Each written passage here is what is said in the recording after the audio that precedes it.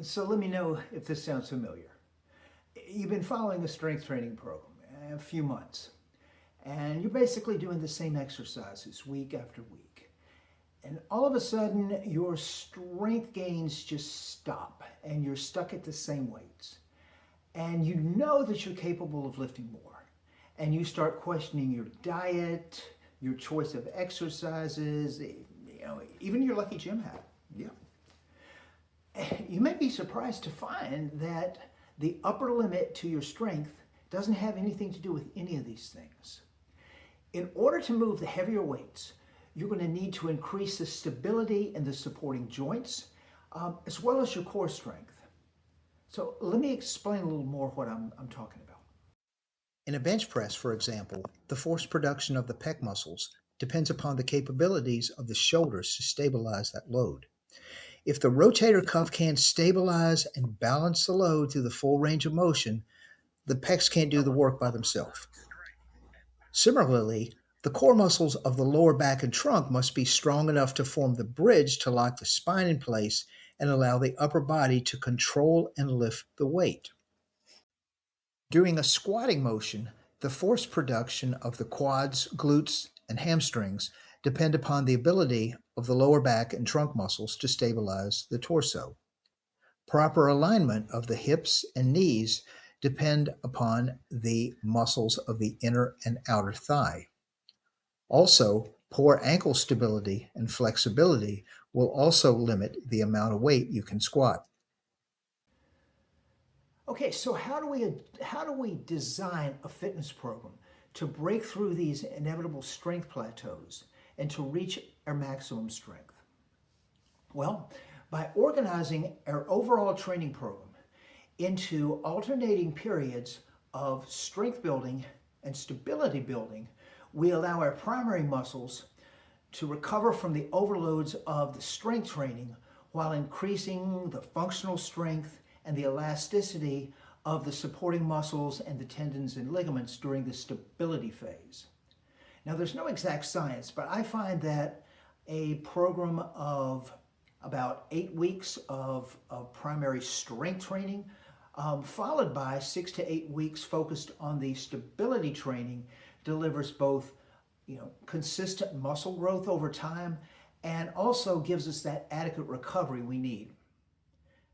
Now, the stability training is probably my favorite mode of training, both as a fitness coach and in my own workouts, because it's in the stability training that we really learn the dynamics of movement and we see the biggest gains in both balance and coordination.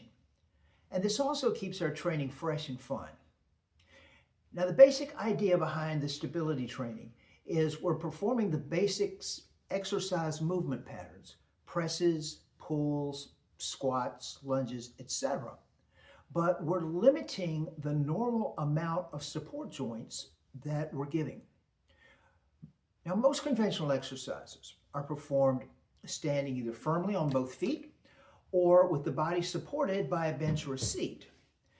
Now, if we're performing the same basic movements, but we're on an unstable surface, now that's going to shift more of the workload to the supporting muscles of the core and the major joints to stabilize the body while the movement's completed. Now, it's necessary to lower the weight and perform each rep at a slower pace to maintain the proper form and balance.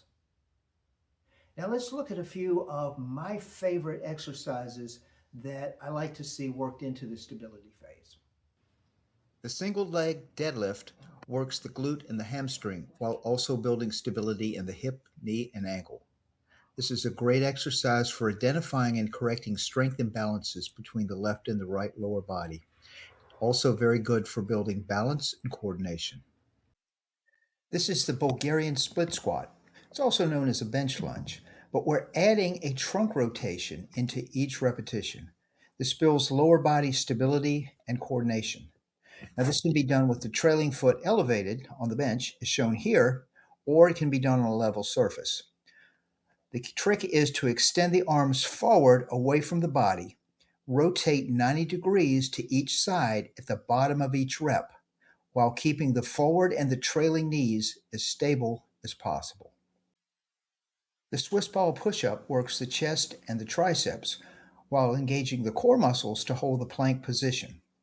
The ball is a very unstable surface, so the shoulders, elbows, and wrists are challenged to stabilize throughout that range of motion.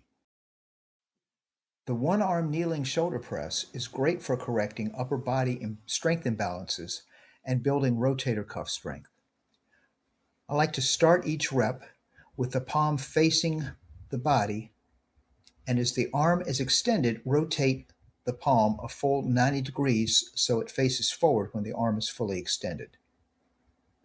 The core is engaged to keep the body balanced throughout the exercise.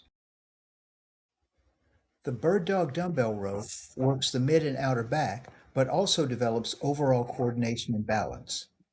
Notice that the hand and single knee on the bench are our only support points. The trailing leg remains off the ground throughout the entire set.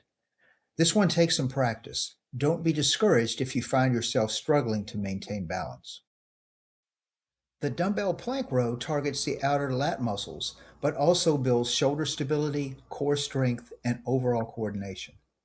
These become more challenging when we keep our feet closer together during the exercise. Now, over the past 12 months, I've put more emphasis on the stability phase of my own training, and I've seen an increase of well over 5% in my overall strength. My balance and coordination have improved a lot as well. If you're ready to take your fitness to the next level, let's add stability training to your program.